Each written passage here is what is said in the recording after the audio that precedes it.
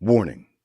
The following episode contains extreme spoilers about the Netflix original series The Haunting of Hill House. This is not to be confused with The House on Haunted Hill or The Legend of Zelda. It's All Been Done presents. Yes, I'm getting to it. Huh. You're not Jimmy. Marianne? Whatever. It's All Been Done Radio Hour is a modern, geeky, scripted comedy in the style of old-timey radio. It's performed and recorded on the second Saturday of every month at Mad Lab Theater in front of a live audience. Get your tickets at madlab.net/tickets. Additional details can be found at itsallbeendoneradiohour.com. Subscribe to It's All Been Done Radio Hour the podcast and support us at patreon.com/IABD.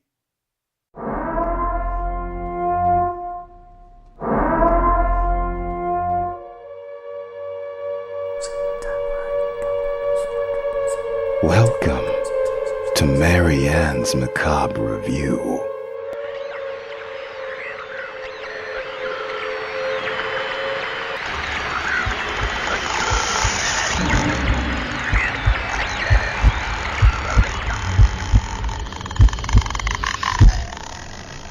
Hello, folks, and welcome to Marianne's Macabre Review. We're ready. We're ready. I'm so ready to talk about this. So, we have voice actor J. Keith Jackson, actress Colleen, actress Jessica, actress Tracy. So, and at the end, they can all tell you what they're working on and what they've been doing recently and what they might have in the future. We all have watched Haunting of Hill House. All the folks that watched it more than once declined to come today. So, that's all right. We have a good enough collective memory that we can talk about Haunting of Hill House with only seeing it once. Piece it together. Yep, We'll do it. We'll figure it out. So, we should probably do a synopsis of the series. Just brief. Jessica, we always do a great job with that, so. Okay, so The Haunting of Hill House is about a family, both in the 90s and in the present. In the 90s, they lived in Hill House, and an incident occurred where they left the house in the middle of the night with their father, left their mother there. Mm-hmm. They've never gotten over it. And it goes back and forth between present day, the people they are now, and when they were children in the house. But do shenanigans happen? So many Shenanigans do happen. That's good. Tracy, why don't you start with your general thoughts? Well, first of all, I thought it should have been called What Happened After the Haunting of Hill House.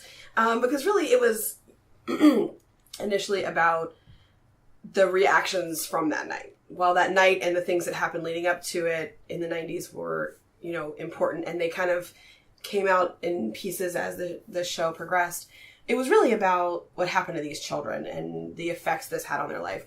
I really, really loved it. And it messed my brain up in ways that I was not anticipating when I first started watching it.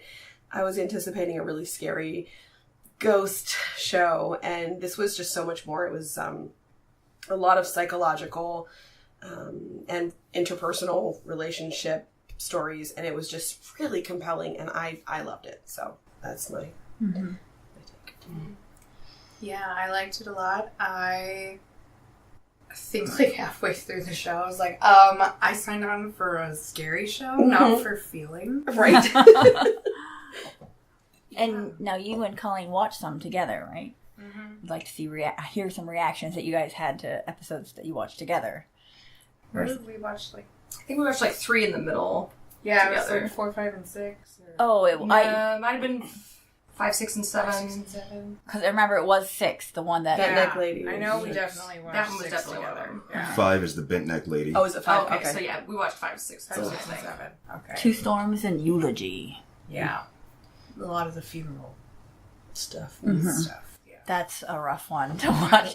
Glad That y'all was had feelings we were together everywhere. for that Well, one. and we watched those on Halloween night. Yeah. So that was a nice added touch. Yeah. In the dark. In my house. Oh, because it did happen on Just the Halloween cats. too. Oh yeah, nice. I only watched it because I started seeing people on social media saying how great and how scary it was. Originally, I wasn't interested.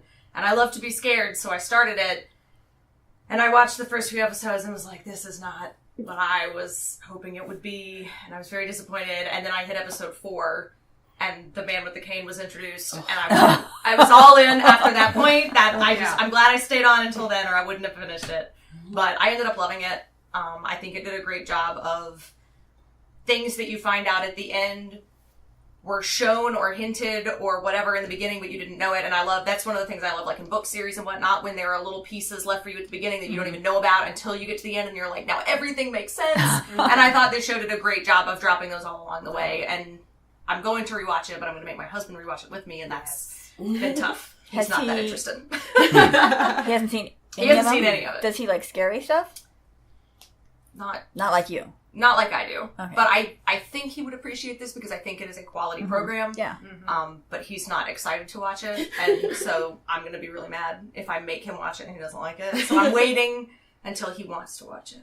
I was going to say that you should propose a trade, I think, with your husband. Does this mean I have to watch Marvel movies? In fact, exactly what Does he watch? Not worth it. I'll watch it by myself. It's fine. Wow! Keith, what did you think of? Or should be more than... But anyway, I liked it, certainly. Mm-hmm. Don't feel like I can say anything that original at the moment, but it was... Would you have watched it on your own if I hadn't said we need to watch it? I don't know. I mean, there was a lot of... It was starting to get overhyped, I think, by the time I was saying, I guess we need to just go ahead and do this. And it ended up being probably one of the few things that have scared me just... Ever. I mean, as far as... over the last few years of us watching all this stuff, there were moments I felt genuinely tense for things. So I was frustrated at the well, not frustrated, but I was worried at the beginning because I don't like when they give away too much at the beginning. As far as okay, here's everybody getting away, here's them all older, and so you get the sense, well, we know this person's not going to die until whenever. At least after, yeah. But they got there in their own time. It was fine. It was nice seeing things unravel like Lost style, essentially. I really enjoyed it. This is my jam. This is my type of movie. Right? I love ghosts. This is movies like this or shows like this are the reason I started this podcast because... Oh my gosh, I have every episode I finished, I was like, let's break this down. And I'd have no one to talk to. I'm like, did you see that episode? Or there'd be someone, they'd be further along or be not as far, So it was really tricky to, you don't want to spoil something, especially with how he feels about spoilers. He being me. Obviously. So, but I really enjoyed it, and I thought it was a good showing. I read... Hill House, The Haunting of Hill House, directly after I watched the entire series, and was, wow, that sucked. The book. Oh sucked. No. I mean, and it's not anything against, it's Shirley Jackson, it's an acclaimed book. It's not my cup of tea. I'm sure it's someone else's cup of tea. I mean, a lot of my friends were like, this 5 stars, this is great. And for me, it was like, this woman's just going insane. This is not a haunted house. This woman has gone insane. Well, and I think I was going to touch on that later. I feel like there were points of the show I'm like, oh my gosh, is that all this is? That was part of the thing. Like, is she just going crazy? And I think that in the books, from what I understand, it's just a lot more leading towards that than it's a true haunting. It was like a 4-hour Audible book, and half the time I was going, this woman is just crazy. She's lying for no reason. And of those of you that know me, I don't use the term crazy lightly. I mean, I hate saying women are crazy. This woman was having a breakdown, and people are just like, oh, okay. It's like, because you're getting it from her point of view, and she is a very unreliable narrator. She, lies when she doesn't need to, and just, I mean, maybe there was a ghost there. Maybe it was just her going insane. Lies to the audience or lies to the people in the other lies characters? To the other characters. And I'm going to spoil this, so Keith, you're going to have to do a spoiler thing for this. I got to the end of the book expecting her to hang herself, like in the book, because this is Eleanor Vance from, Nell, who dies in the episode 1. And they cheated you. Yeah, they had her drive her car into a tree because she didn't want to leave Hill House. I was like, what the fuck? and then the end. What did I fucking just read? I was so not happy with that. I was went on and was like, well, this was not like the book. Probably someone else would like it. Not me. 2 stars. Bechdel test passed. Done. It passed the Bechdel test. Well, okay, let's get into our deeper dives. Let's talk about it. What did we like? What did we not like? Well, I do sort of remember what I was going to say before about... It was very good and enjoyable, but a lot of it was rather frustrating because of some of the characters. Yeah. Usually like the older brother and sister especially. They drew out their reluctance and obstinance and disbelief.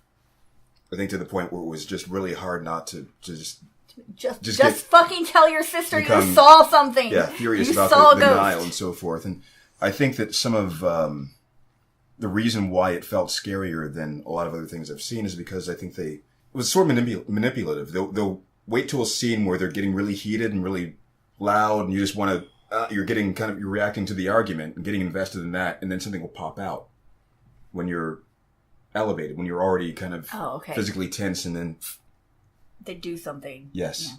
Like a really loud slam or a face, like the car scene, remember that? While they're arguing. Yeah. Things like that. Some of the scenes that I liked, I would say, that what were my favorites, were the scenes where subtle things happened and I actually caught them. Because there was one point where a statue changed positions and I was like, everybody roll it back, Keith. Yeah. He's like, what? The episode... The two storms. The storms. Mm-hmm. Colleen was like, didn't you see the statues moving? I was like, sure didn't. It's like every time she ran by, the head turned, and I was like, whoop. Missed it. I think, like, part of the reason that it was scary for me is, we've done these before, jump scares. Some people love them. Some people I hate them. I don't like them. I think they're all right if they're sparse. If they're sparse, you can do a jump scare and that's okay. If it's overused, then it kind of loses. But for this, I think that every episode built dread.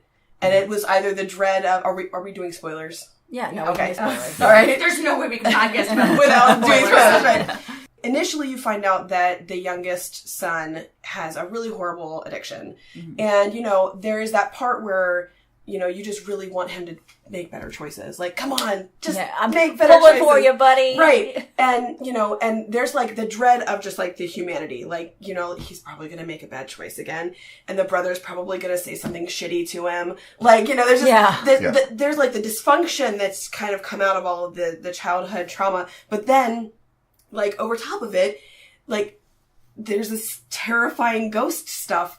And they just build the dread slowly. Mm-hmm. And so then when you see it, you're like, I'm looking at it, I'm seeing it, and I can't not look at it. Like, I can't stop looking at the man with the cane. Like, you hear that cane, like, tap a million times, and you're just like, every time I'm just like, oh god, that's awful. Well, when they reveal that the reason he has the addiction is to cope with the fact that the cane guy is constantly following him around, mm-hmm. I was like, fuck, have some more. Oh my god, I don't blame you for having an addiction to drugs, because how the fuck do you cope with that? Right. He's the only one who is constantly stalked. Mm-hmm. Nell, at least, it's interspersed. Right. Mm-hmm. It's not constant. Mm-hmm. And I was just like, oh my god, I'd be fucked up too. Right. Why do we think that ghost picked him? Because he wore the hat? Yes. Yeah, it was his hat. It was his hat. And he saw him. So he he's he's like back. Stuck with him that long. He didn't take the hat with him though. We didn't really, I don't think that we really had a sense of him always being around. I think it was more like a relapse occasionally. Well, maybe he connected, like... Because he took the hat that one night he was hiding underneath the bed. Because what do they have that rhyme about the bowler hat guy, how he was really small, and then after he died, he became really tall. Yeah. And Luke is kind of really small all the time, emotionally, like, he's when he was baby. Little, he was young. He was wee, too. And is very it needy and very... Maybe I don't remember this correctly, but isn't he the tallest of all the siblings? He ended up becoming the tallest of all of them, of all of the kids. Which is, I think, also why the man had to grow to keep the perspective of when he was small, so that he would keep growing with him. One of my favorite scenes with the cane guy is when Steve finally sees the cane guy, and Dad says, "Look that way," and just says, "Keep looking that way." Cane, cane, cane.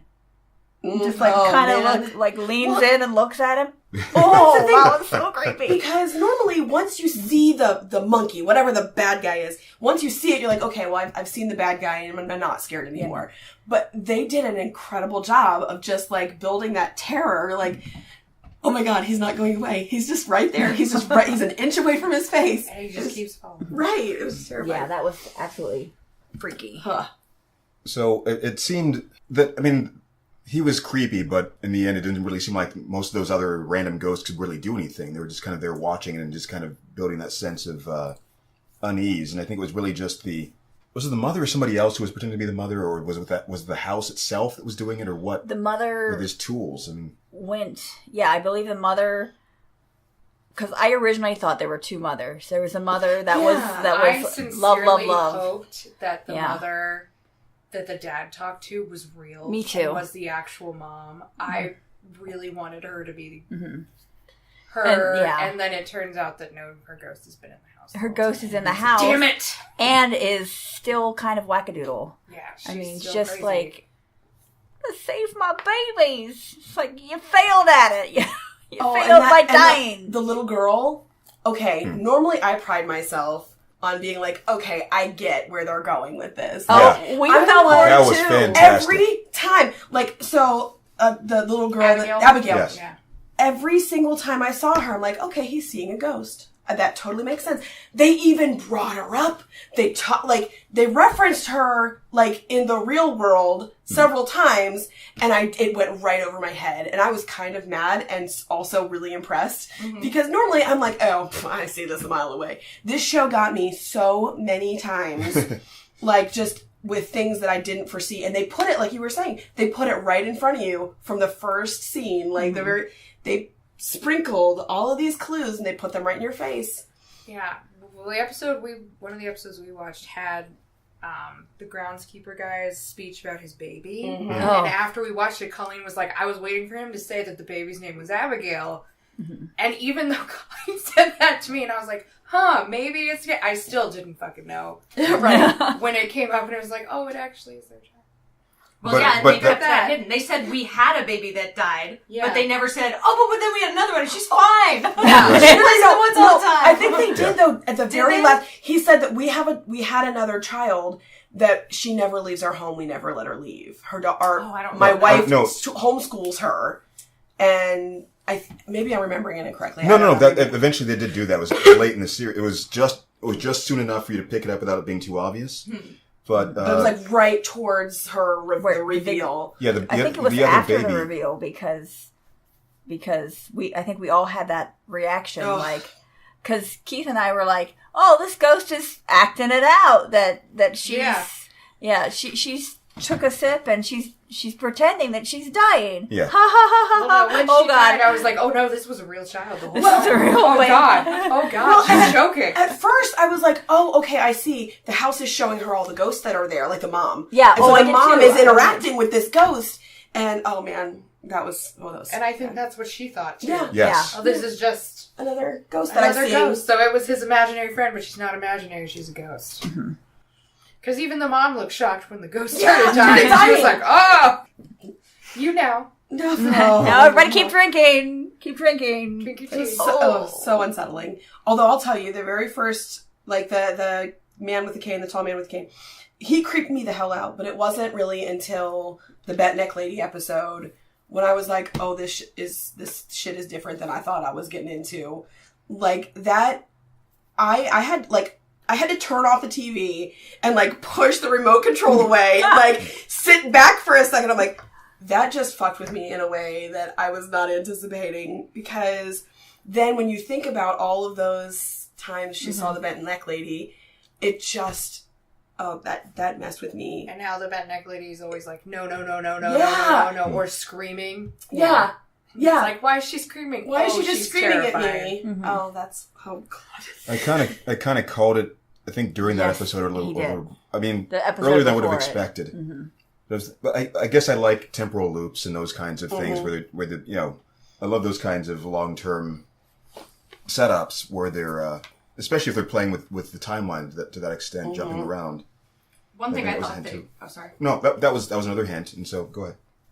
one of the things that I thought they did very smartly was the structure of the show. The first, 5 episodes were each from a different family member's point of view. Mm-hmm. Yeah. So it's like, and they started with the one you care least about, like Steve, asshole, nobody cares. Right. And then Cheryl, annoying, nobody cares. And then you get to Theo, and it's like, oh, tell me more. And then by the time you get to Luke's, it's like, and then Nell's story is coming, and you're just so ready for it. And I just thought they built that tension up that way too. And then you were just waiting for Mom and Dad's stories to come out, and then that was I thought it was great. I actually liked Steve most of the time, and wanted to like Shirley, and just by the end. I mean, Steve was. I thought he had a lot of redeeming characteristics. It's just that he was so stubborn and in denial about the whole dismissive. I thought with Steve, I understand why he's so vehemently like against acknowledging anything remotely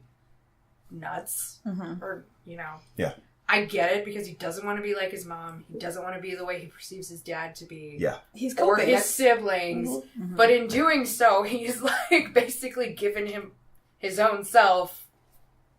I don't know what the word would be. Well, his coping mechanism has become his own, like, neuroses. Neuroses. That's a good description. Well, I think if you try to imagine yourself in real life, if something like this started happening and your family, your mother died because of that, I think we'd be a lot more reluctant to believe in this. I mean, depending on the person. Yeah, I would love if my mother had died in these situations. I would have been like, I see ghosts, folks, and I have seen ghosts, and that would be me. But I think other people. I'm just all right. So if you think about what he personally witnessed himself as a child, he probably got the least of it, really. I mean, he saw some things, but whatever. What's he really going to think? And it was his responsibility to try to look after the nonsense. And so, well, yeah, and the oldest daughter, like hers, they didn't have control as children, so she has control. Yep. And that's her coping mechanism. Is I gotta be in control. Yeah. When they revealed that Theo could sense or relive whatever had happened in an object or person that she touched, I was like, ooh. I liked that they didn't. I thought it was interesting that they never showed what she sees. Yeah. Right. It's just and they could have, and I think it would have been disappointing. Like, and I'm glad that they didn't. Yeah. I just keep thinking about all the other things that scared me. But and how like everyone knows she has this, but nobody talks Nell's about the it. only one that really acknowledges, Nell and the mom. I thought that Theo's speech after they have to pull the car over because Nell screams at them, and when she breaks down and she's begging Shirley for forgiveness, and she gives the speech about what happened to her after she touched Nell, and it's like, they never told us what happened when she touched Nell. Yeah. We just assumed she relived Nell's death. Yeah, It was exactly. awful. But to know that through all of those episodes she was going through that, it's like, again, when I rewatch it, I'm going to notice all, and that's why she was drinking constantly, because she's trying to fill that void, and I thought that was heartbreaking. Yeah. Yes. There were so... There were a lot of scenes that really caught me by surprise, where I was like, why am I crying? What's happening? Episode 6 broke my heart. The end of episode 6. The two storms. Where, so they're at the funeral home, and you have the back and forth of Nell is missing when they're children in the storm. Oh, yeah. And... so the physical storm is building, and then the emotional storm is building in the funeral home. And you've just figured out what happened to Nell and how she's been haunting herself for 20 years. And then it shows them fighting, and her casket falls over, probably because her ghost pushed it over, I'm assuming. Like, stop fighting! And... then when baby Nell comes back, and she's like, I was right here the whole time. I was yelling, why didn't anyone see me? And baby Nell keeps talking, and it goes back to the funeral scene where they're all walking away from Nell's corpse. And ghost Nell is just sitting there. Why didn't you see me? I was yelling the whole time. Why couldn't you see me? And I was just like, oh, Nell. Poor Nell. No. That was heartbreaking. The relationship between the twins. At first, I didn't realize they were twins. I'm not sure why that went over my head in the first episode or two. They didn't look enough alike, I think, or the size was I off thought they were. enough. Yeah, I thought he was older. But then it was the twin thing episode. Was like 2 or 3, maybe. Yeah. I'm not sure. It's a twin thing. But when we know that Nell has died, and before we really understood their connection, he's saying how he's cold and his joints are hurting and it's cold and he feels so stiff and his neck, and it's not really until like you think about it, you're like, oh my God, this is horrible. And I think they did an incredible job of the modern day storytelling with the past storytelling, like just interspersing them together. But in addition to that, showing the same story from all of their different character perspectives, because like that gives such a bigger view of that one episode, you know, because they remember things differently at different ages in their childhoods. And so, you know, especially when the very first episode they're running out of the house and you hear the knock on the door and he's got little Steve in his arms and he's like, shh. And I think it's a ghost.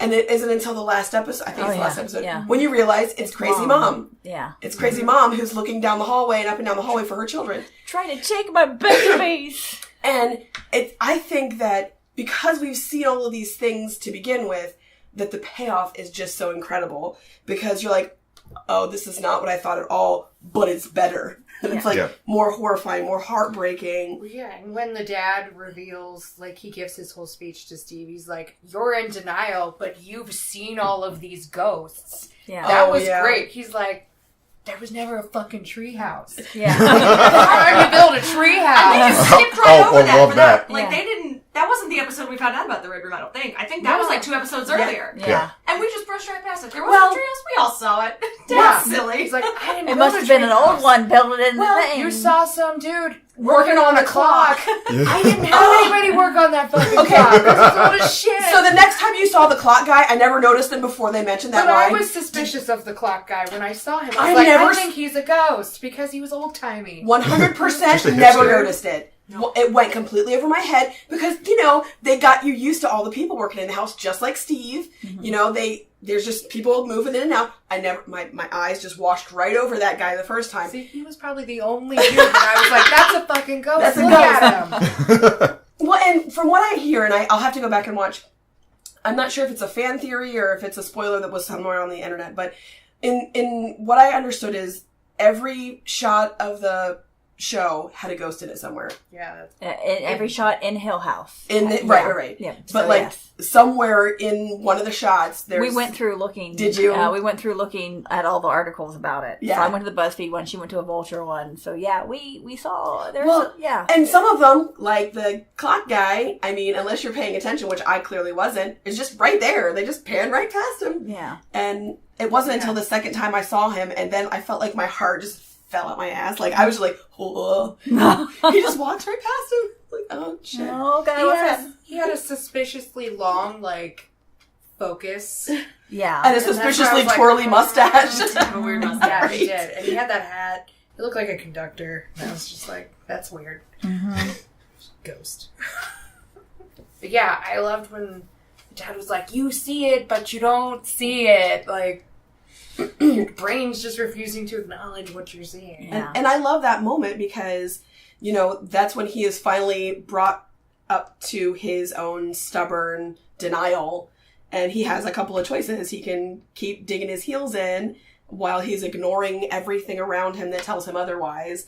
And because it's easier to hate his dad than to realize, oh shit, I got haunted. And I was wondering, so with the mom, she walks into the funeral home in the one scene, like, I'm calling her Zelda, but that wasn't actually the flapper chick's name. Poppy. Showed her, like, and then she walked into the funeral home and she saw them in there. And I'd wondered, even though they weren't in the same space, when Cheryl, whatever the fuck they called her, had the vision of her mom in the same room, I wish it had been like her sitting. It would have been like, oh, look, this is at the same time. But it wasn't. It was the bad ghost. It was the bad ghost. Bad ghost. Well, and this is when she's still not quite crazy. There are some parts of it that I'm not exact. You know, I like to try and find the rules in the scary movie world. Because there's almost always rules. Like, you know, if you have sex or feed monsters before midnight or after midnight or whatever. Like, the rules, there's usually. But in this one, that's not necessarily the case because it seemed like a lot of those ghosts were stuck at Hill House. They couldn't leave. which is what happens to the old people at the end. They made it sound like the house collects people. Right. And that it spends its whole time trying, like they happen to escape, and it has spent its whole 20 years trying to get them back. To reach out. And that's why maybe Like bowler hat guy follows and Luke. And And Bent Neck Lady follows Nell. And... Yeah. Well, but and but Bent Neck Lady confuses me because I did have a question about that. If the house sent her in a loop that drove her crazy to bring her back, right? Yeah. Then and then like the little and gives her everything house. she wants when she's in there. Yeah. Her family all together. Her happy. husband back. Back. That hurt. Her mom giving her a necklace. I was like, giving her the dirty necklace. as shit. Yeah. When she reached out, I'm like, no. And then she's all of a sudden over. She's like, Mom, what? And she's like, ugh. Wasn't there some sort free. of hint of Nell having premonitions or something? I think that's what tipped me off at some point. They made a very distinct point to be like, someone could die. At that rope the is rope. so dangerous. Yeah. On top of the spiral Why staircase. don't you take that The down? mom, yeah. The mom has something. I'm going to call it The Shining. Right. Yeah, it's The Shining. But what I'm saying is that I think she had like premonitory dreams or something like that, and I think that's what was what gave me the thought of it being like her being the Bent Neck Lady, like she was seeing herself in something. Well, she had night terrors, and night terrors. That's how she met her husband. Oh, Well, yeah. actually, it was sleep paralysis. Oh, sorry. Yeah, you're right. I'm Something sorry. I actually Paralysis. have too. Yeah. I've That never- sucks. Yeah. Sleep paralysis. Watching her go through that was horrifying. But that to me was almost as scary as any ghost you could throw. Just watching her, just like Panic. trying to breathe, and whether or not there was in my brain, like I'm thinking whether or not there's a ghost here, it doesn't matter. She sees something and she's terrified of it. Yeah. The scene where she's falling asleep in like the first episode, where he's made the big speech about your dreams spill over and blah blah blah blah blah, and so she rolls over, and you see the Bent Neck Lady just being like, darkness, darkness, darkness, darkness, oh face, and then it ends, and you're like, okay, so there is something there. There is a ghost. Where did that fall in the? She wasn't screaming. She was just kind of checking in. I don't know. Hi, Hey. small me. How you doing? Maybe she wasn't sure what she was seeing. I don't know. But Yeah. Let's see. Yeah, when she's on the couch, is that what you mean? No, this is the.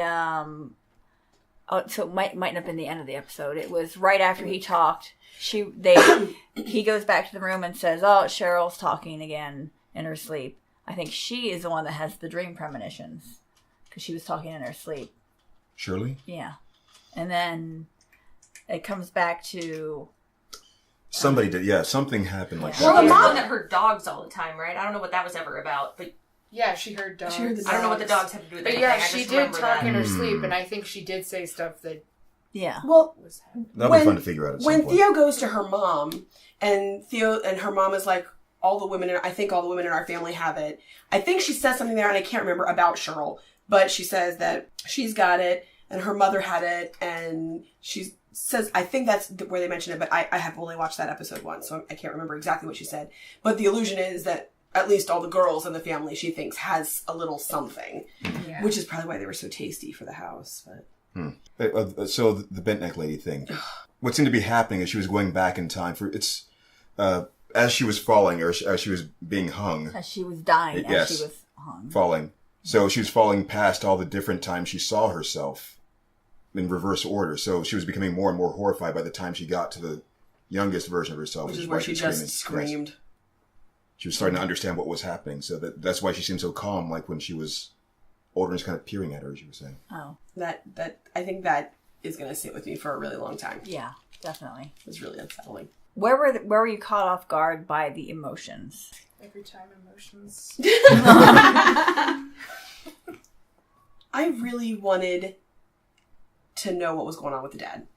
Like, and obviously we had to save his story for the end. The Yeah. poor dad. But like, damn. He's like, I'm just a dopey dad. No, I'm actually being very, very To protective. have to make the decision between your wife and your children. Mm-hmm. I was like, oh, Dad. you made the right decision. He but did. I feel I mean, so 5 bad kids for versus- you. I feel like she made it a little easier for him by being, By crazy at that point. killing Yeah, just people. it's like, Killing a well, small it's probably child. a wash. Let's just get the kids out. Well, and she did try to poison the kids, too, so... Yeah, that's what I said. It's, Yeah. Well, and part of me is like, couldn't he have just like, I don't know, locked her in a room and called somebody? Gotten her I had away so from the many, house. The ghost Yeah. would let her down. I know, Yeah. the ghost. But no, his priority was getting them kids out. Mhm. And he did it. By God. Yeah. Poor guy. Yeah. And That speech that the caretaker gave when they started noticing something was off with her, Mhm. where he's like, "So let me tell you a story about my wife." She seemed That a was great. little what did he used the word for it? I can't. Scattered. Hmm. And he's like, "Well, if your wife ever starts seeming a little scattered, you get her out of here." You mean like 3 weeks ago? Yeah. Crap. Okay. Well, shit.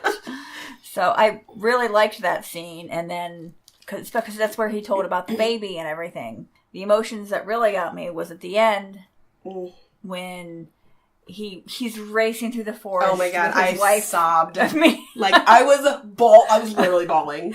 racing through the forest to make sure that she died in the house.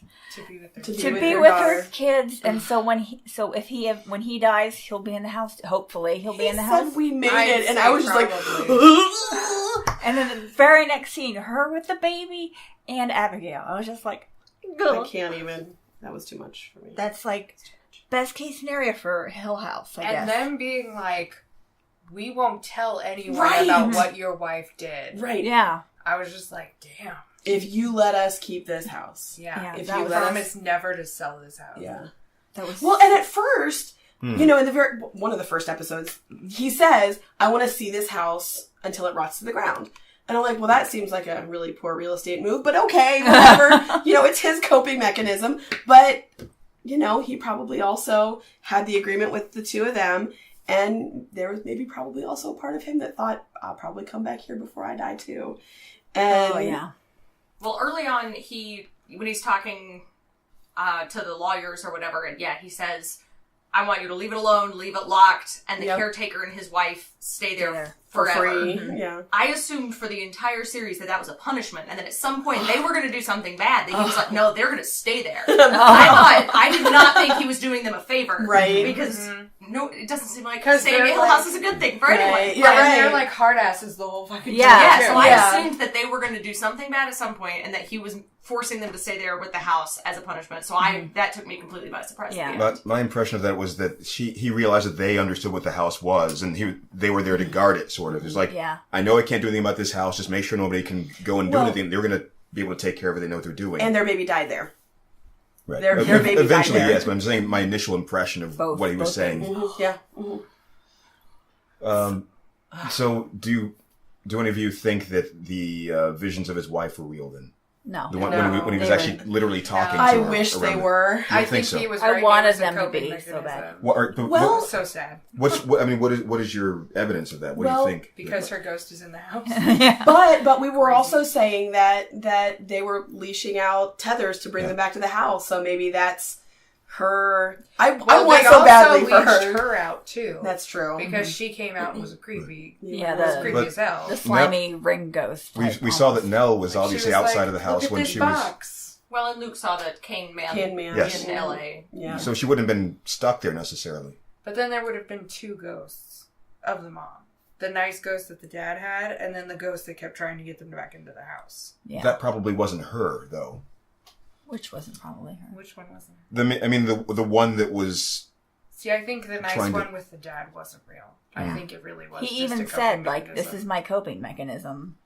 So that's why I thought it was. And the one that they see, Dad and Theo see the house trashed. They see Or no. Olivia like crawling along the floor and like, "Ugh!" So because it was the forever house, and I think wasn't Nell there also? I can't remember. can't remember She was now. there throughout. Yeah, Yeah. but But, they like, saw the the mom- goopy mom. the mom- crying. Goopy mom. Yeah, well, The she was all mom's on ringified. In the morgue area with Nell, and she's like, "Look at this box." Oh, and then yeah. she shows up with the Kane guy to Luke that one part. She's like, come home. I'm going to have to watch this again. So I feel like every time she shows up and she's not with the dad, that's the actual mom. Because then we find out she actually is crazy and trying to kill them. Yeah. Because she thinks it's protecting them. Yep. She's like, we're all going to be back together and happy. But the mom with the dad never tries that. She just gives him advice. Yeah. She's like, Stop. Don't say that. Don't. Okay, now you've made everyone mad. Yeah. What did we find scary? What scenes do stand out to you as the scariest? And they can be ghost related, or they can be the family related, or whatever.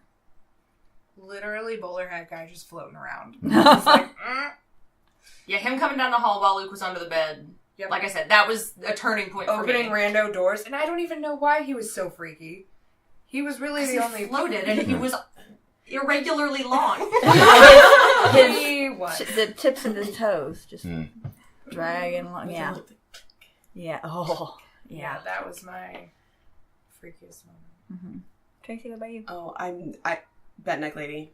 Mm-hmm. I honest, just the horror of that, because as she's dying, she knows this whole time the thing that's been haunting her is her. Mm-hmm. And she has seen her death her whole life. Mm-hmm. And the thing that has horrified her whole life is her and how she dies. That messed with me in a kind of like Greek fate kind of way. Yeah, there's no way to be. Yeah, your cat frightened me slightly because I'm talking about the scariest thing, and I hear this like meow. Sad, but really, and just watching the mother go crazy with children. Obviously, that is a soft spot for me. Yeah. Like I have 2 little kids, and just wanting to protect your children is important. Wanting to protect, universally, wanting to protect people you love is a very powerful motivator. And then add on to that, mental illness that's likely untreated and a super scary haunted house and the scenes where she is intentionally hurting her children to try and protect them is also just really horrifying without even being a scary ghost story. So, question about that.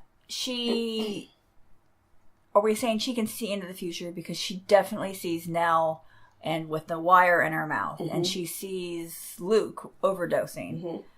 So did she have that premonition?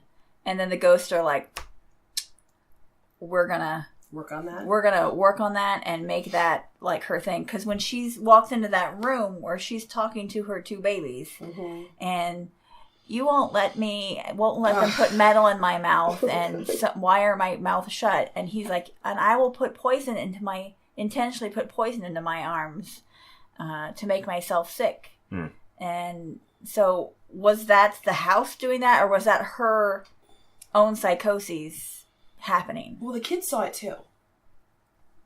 Did he? Did Steve, when he walked in, he saw her talking to 2 empty beds? Yeah. Yeah, he saw the empty beds. And then she was like, where are your brother and sister? He's like, they're downstairs. What the hell are you right. doing? I forgot about that part.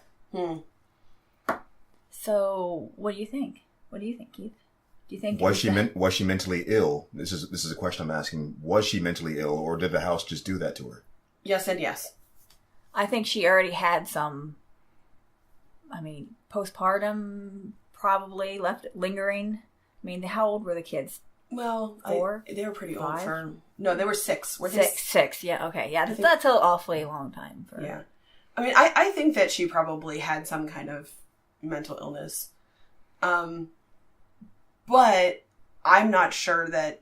I think that was a premonition, right?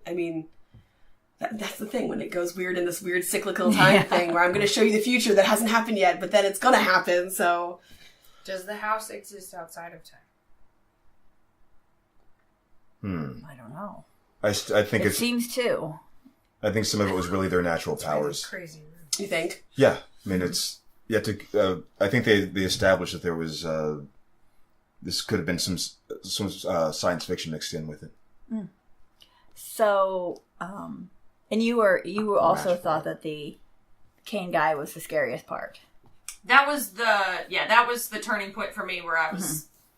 Anything I'm else gonna watch the rest of the show. Anything else that you thought was like super spooky, scary?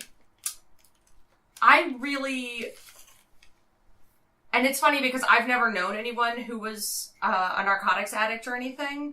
I've known some alcoholics, but the parts like where Luke voluntarily left the shelter that he was in, or the part where they couldn't find him and then he's taken the car and the credit card, and you assumed that he was out, and it was just like those moments were some that hit me hard, just because I was rooting for it. I know. We all were rooting Make for better it. choices, Lukey.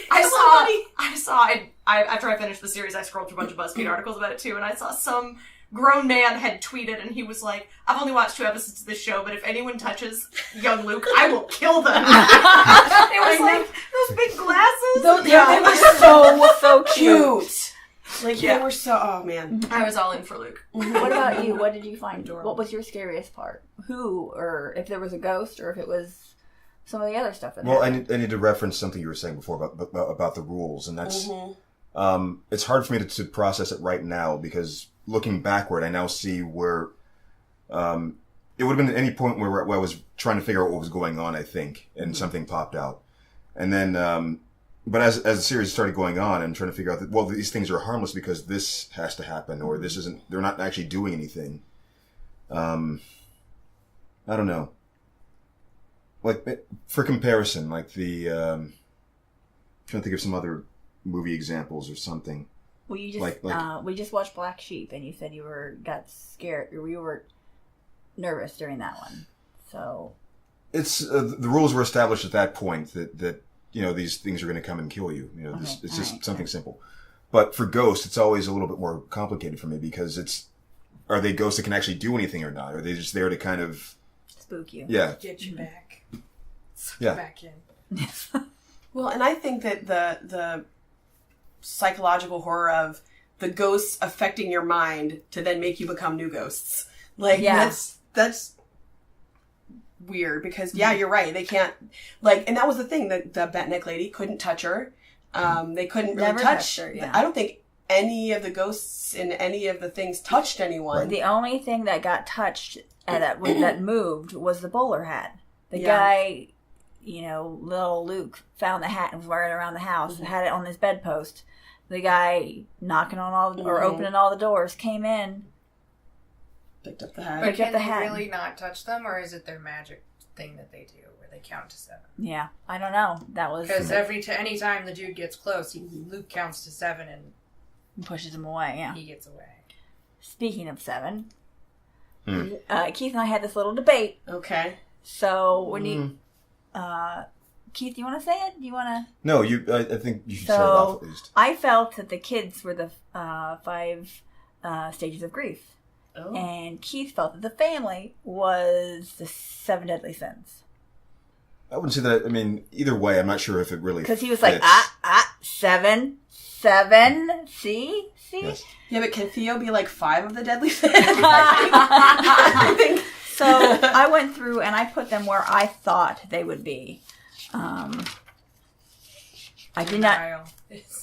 Denial is obviously definitely Steve. Because after I looked it up, there's someone else had the same theory, but they said it follows by age the direct things, and I didn't agree with that because that would be denial, anger, bargaining, depression, acceptance. I thought Shirley was bargaining because she is working with death on a daily basis to make it look beautiful again. She's like, I'm going to make this work. Look, magic. Go ahead, Keith. Something I just want to observe that it probably also follows the episode order. Like the first 5 episodes where they're focusing on Steve for the first one as being denial. Theo is anger. Luke is depression.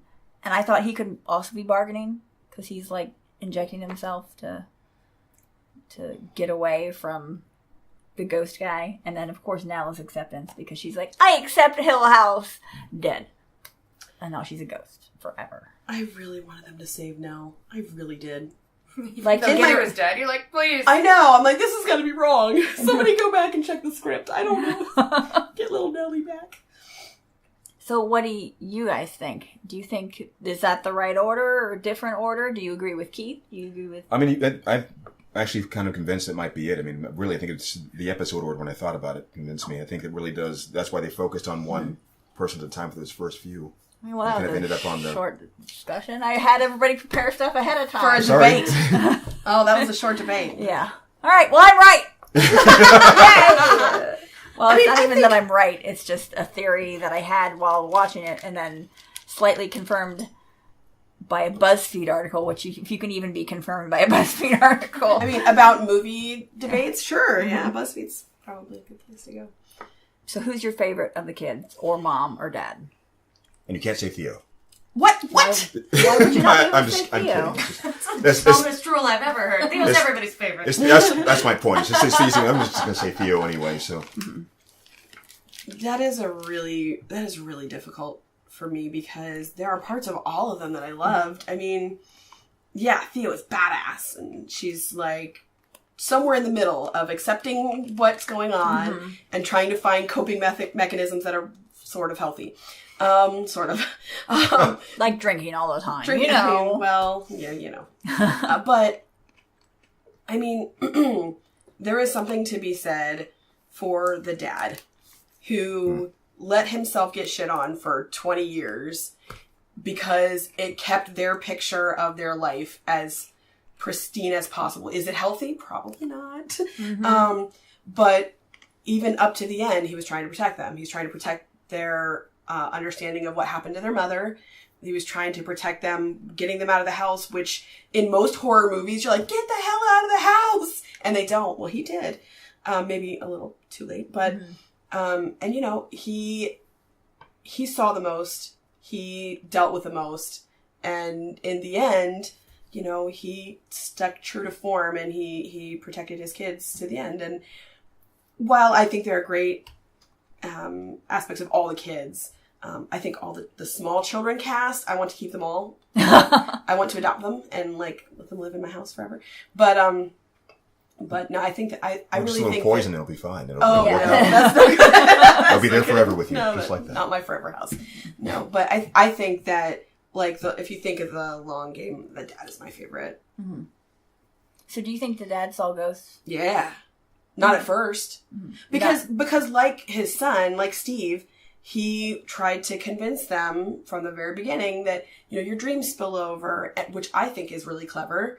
A really clever thing to tell a child. Like, you know, yeah, sometimes your dreams spill over, mostly to explain why, like, the stages of waking up. Yes, sometimes dreams spill over and you're sort of awake and sort of asleep. But I think towards the end, he started seeing ghosts. Well, yeah, and he tells Steve, it starts with him being like, shut your eyes, no matter what you hear, don't open your eyes. Yeah. I thought that was because the He, mom like, was being... runs him through. Well, but he Crazy. also saw other things. He saw other things when it wasn't just her. That's true. And he's like dodging. And he talks to her ghost at the end. Her actual ghost. Her actual ghost. Her ghost that seems to have returned to some form of sanity. Like, Yeah. because he bargained with her, like I'll stay if you let the kids go, except for now. She's been alone with all these wackadoos in the house for the last 20 years. It's like...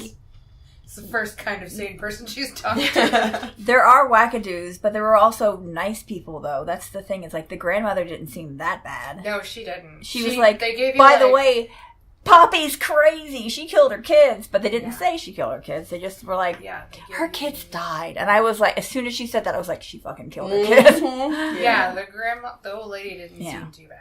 And then like, little Abigail was there for all those years. She could have... But would you go around her and be like, be like, you poisoned my tea, bitch. I'll hang out with the grandma. Apparently there was a baby there somewhere. Somewhere that hiding. no one... Floating somewhere. Just whatever.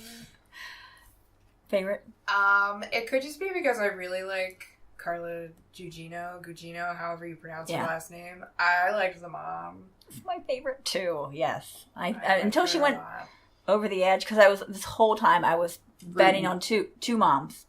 There's an evil mom and a real mom, but the real mom ended up being the evil one. Well, and he even said, he's like, that woman there wasn't your mom. And I'm like, oh, there was somebody who was disguised, like a ghostly disguise as their mom. Like, cool, okay. Yeah. Yeah, little Nell was like, that wasn't Mom. Mm-hmm. I'm like, okay, well, good. Yeah. So solid facts from a kid here. Right. I'm still not convinced. Still not convinced that I think it's like one of those, God, what's the name of that movie? Contact or something. What, the idea of aliens? Yeah, something to the effect of needing some sort of picture to talk. I mean, the house can't talk. They need to assume some sort of familiarity. shape to address them. So why wouldn't they pick the mother? Yeah, because clearly Poppy isn't like winning friends. Yeah. So what about you? Thea was my favorite, hands down. She's the only one that I would want to hang out with as an adult, I think. And I love the young Theo. It's the same girl that plays young Tanya Harding in I, Tanya.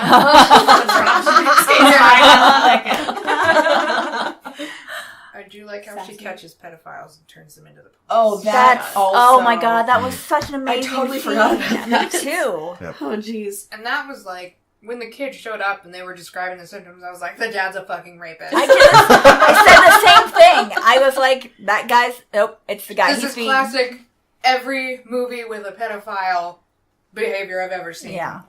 He's a fucking rapist. Mm-hmm. Get him, Theo. Yeah. Oh, that was so good. I felt so vindicated. Mm-hmm. Like when she... What about you? Who's your favorite character? Man. I think it would probably depend on the day or the minute. I mean... Okay. I can find something better. Nope. It's all right. It's cool. I said I like the mom of the kids. I think I liked Luke probably because he's such a sweetie.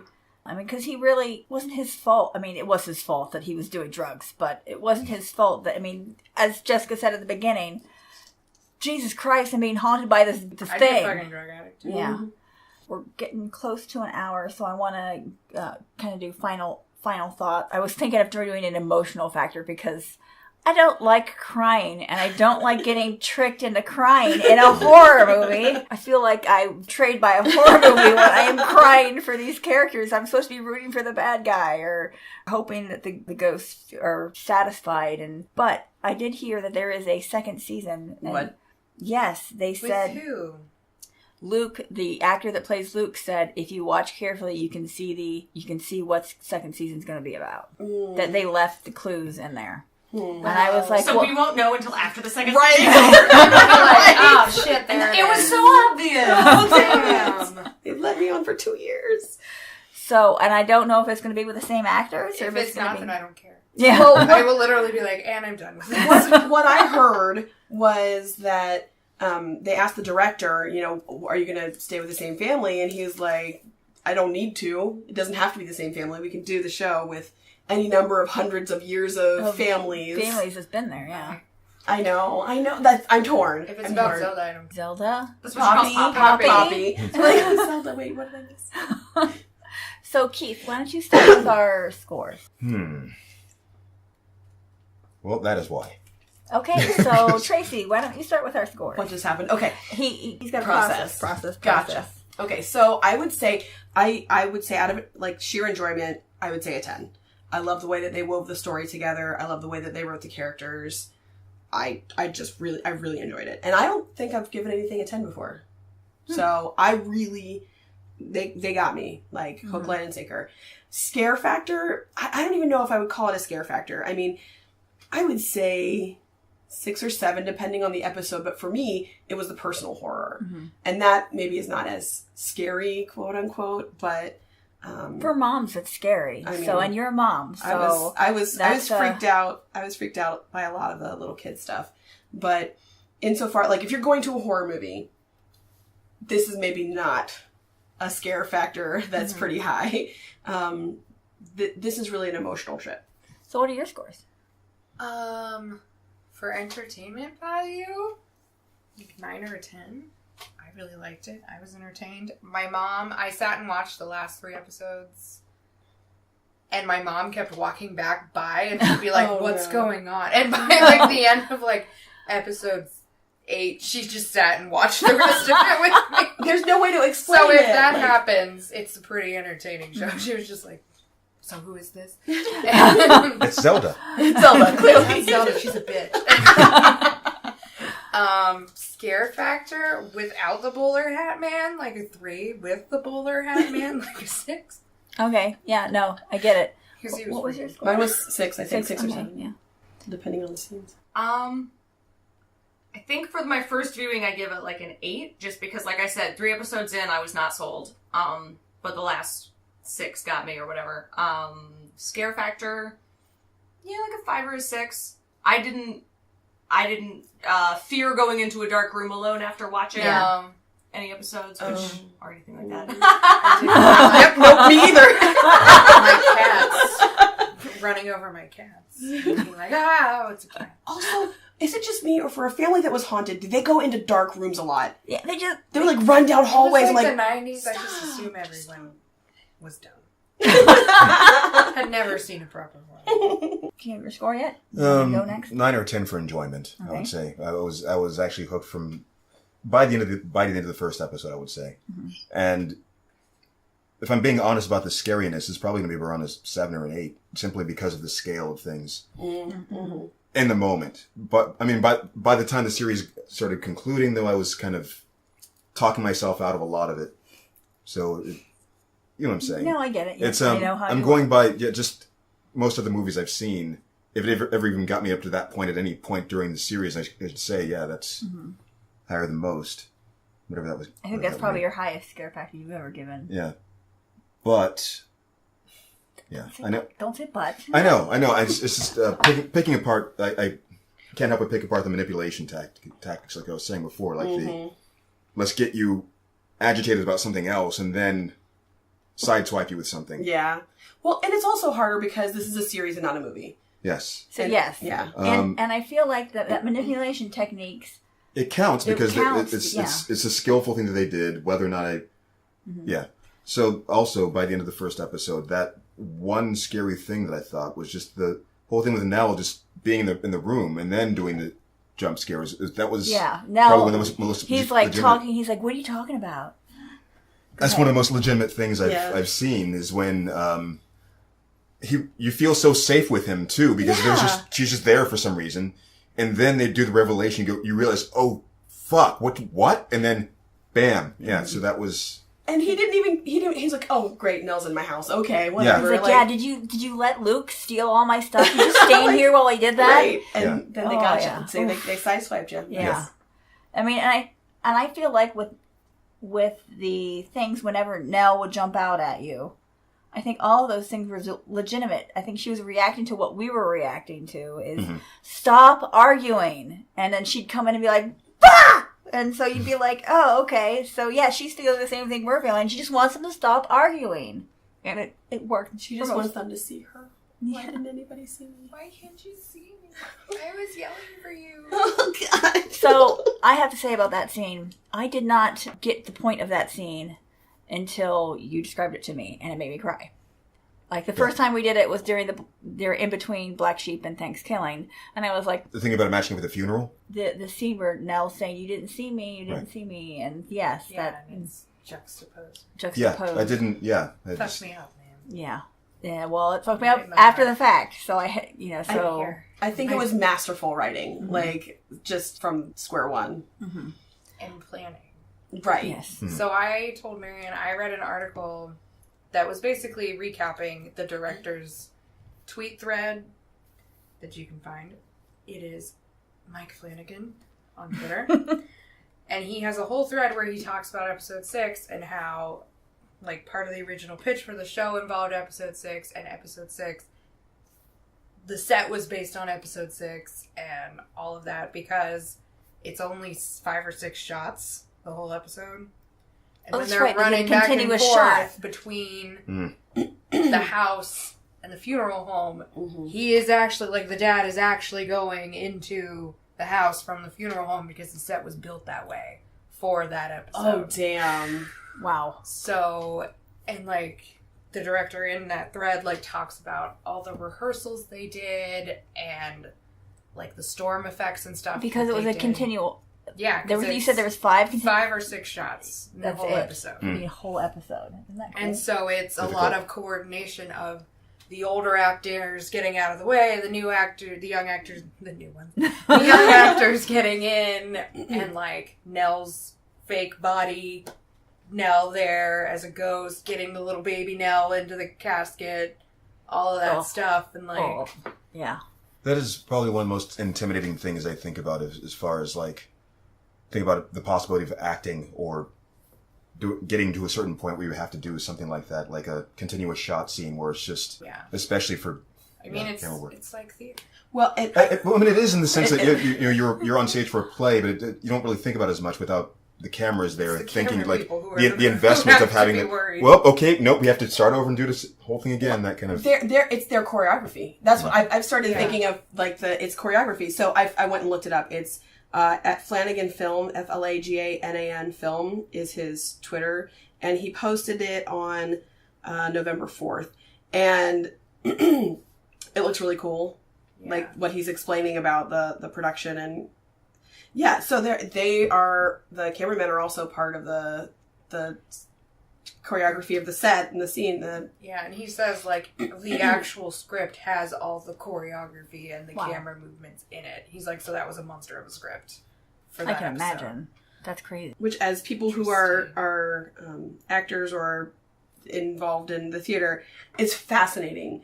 Like, when I can, be pulled out of my, I know how that was done, or, I wonder how the actor, whatever, and I can just get sucked into it, is really, really awesome. I would give it, I think. Oh, sorry.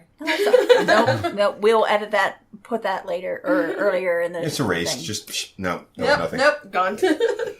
I would say probably 8 or 9. I really enjoyed it. The only thing I had was I wish we could have had it more about a bad ghost or something instead of the mom just going crazy. I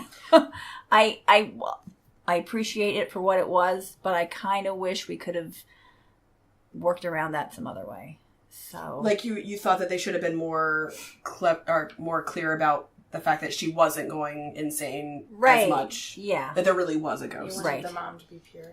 I did. Well, I did wanted her to be a good mom, and she was a good mom until Poppy started whispering in her ear and being all crazy like Poppy is, aka also Zelda.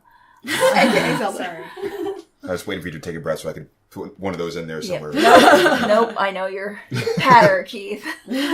So, horror factor, I'm going to have 2 different scores. I'm going to have the mom score and then the actual scare score. For mom factor, there is a lot of kids in danger multiple ways and a lot of heartstrings being pulled because of the little kids and the killing of kids. So I would put that up at around a 7. If you're going on just spook factor on the ghost, I'd put it around 4 or 5.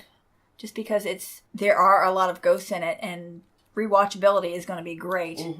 That's all we have, but I do want everyone to talk about what they have coming up or what they're working on or something that they're passionate about. Jessica, I know you're ready. This will be after Triple Xmas. Happy Pills, maybe? I guess Keith's in Happy Pills, so you can talk about it. The next thing I'll be in is Karen's Broadway thing, February 15th. Keith and I will also be in that. Yeah, so I'll be singing. Colleen, what do you have? The first The day before that, Valentine's Day, February 14th, OGP has their annual Shorts Festival. We do short plays at the St. James Tavern. Everybody gets drunk, and this year's theme is You're the Worst Thing That Ever Happened to Me. So it should be a fun night of theater. I'll either be there or be in it. Yeah. Same, I guess. Same. Keith will probably be in it, knowing Keith. I will be watching. Keith, what about you? Those things they mentioned, probably. No, I don't know. Happy Pills I'll probably say more about when it gets closer to the time. I think it's around March or so. Keith just finished a book called The Quiche by Antoine Bondelay. You can find it on Audible. He's under the name J. Keith Jackson. This is his 6th book, and you can find that and his other books that he has done there. I have a Zumbathon coming up for the Ovarian Cancer Alliance of Ohio. Jessica will be one of our teachers. I would hope to see all of you there. We'll have silent auction. That will be February 22nd. It's a Friday at 6 o'clock. Goes for 90 minutes. Then we have a little wrap up afterwards. And then we'll be out of there. So it's only 2 hours of your time. Love to see you there. Tracy, what are you doing? Oh, I'm taking a break. I just finished Hilliard Arts Council Christmas Carol. And so by the time this comes out, it's going to be probably January. Yeah. So I'm taking a few months off, but on Sunday, April 28th, there will be the March for Babies. It's the Columbus March of Dimes walk. It's super important to our family. And so I have a team, and it's called Cora Nation, Cora Nation. And if you want to join the team or donate to our cause, that would be awesome. Thank you guys all for coming. Colleen's one of our newcomers. I'm very pleased that you Welcome. made it tonight. Hey. Jessica's the one that suggested it. I don't even... Awesome. Thanks for having us. It's All Been Done presents. Who's got the time?